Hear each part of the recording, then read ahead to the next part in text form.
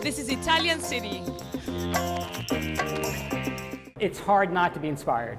I don't know if I've ever been anywhere in Italy that I didn't see things that I would want to paint.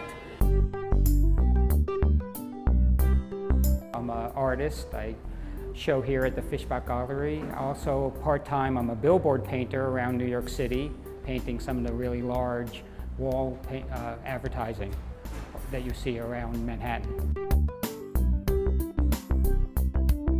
When I'm doing a billboard, they give us the photo or the picture of what they want. And my job is to make that, do it big, like 80 feet, but do it as close to that picture as I can. So whatever's on the picture, I just copy and try to paint it. Billboard is a lot of fun. I'm up on a scaffold painting, and it's art, and it's commercial art, and it's fun. But I'm just trying to get it to look right, and not even try to get it to look right where I'm painting it. When I'm up 10 stories on a building, it has to look good from the ground, not, in front of me. So you do things and you leave things that will look fine. It's more a craft thing. I'm using my craft, and it's a great work to do.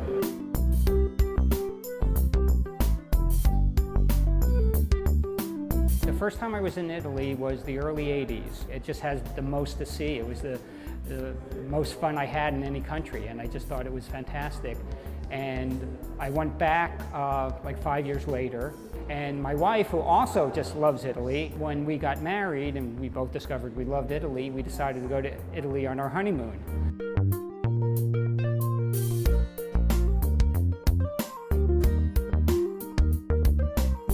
I always paint a lot of different things, but after my last show, I was just thinking, what should I paint next? What should my next show be about?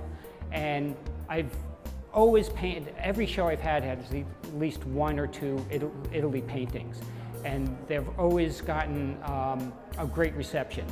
So I thought, what about all of Italy? And I just had to suggest it to my wife. I said, what do you think about going to Italy? She, yes, yes, yes.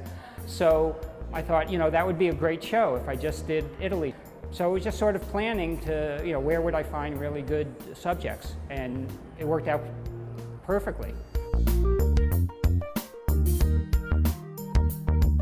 This was one where all through Vernazzo I was taking a lot of photos in different spots.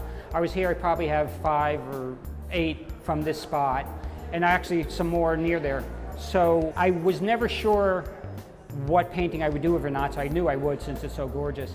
And for instance, I was thinking, when you're in Vernazzo and you're at the end of the pier, there's a beautiful picture looking down, into the town.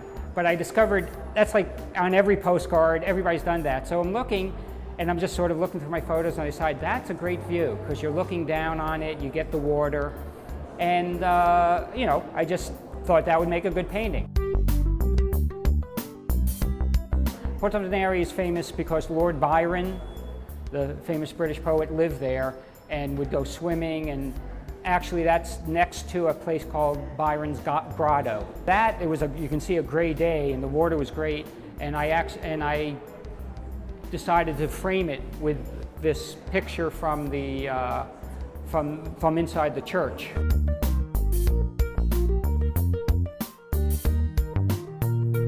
This trip was really to find subjects for painting. So anytime I saw something that could be a good painting, I would take a lot of photographs of it from different directions and because I knew that the more information, the more photos I have. None of these paintings are from like one photo, that I just took one photo and painted it. There are multiple, 4, 6, 10 photos that I would use for the composition. Because photography changes things, and that's the reason it looks realistic, is I don't copy the photograph, especially the light, because photographs change things. They make shadows darker. When it's light, it's sometimes overexposed, so it's too light.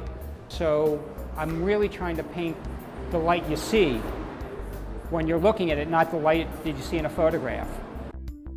When I do the painting, I'm looking at a photograph and I'm trying to say, well, that's wrong, that's in the photograph. It wasn't like that, it wasn't like that, and correcting it or making it, real, because I am trying to really get the light the way you see it and not, just from a photograph.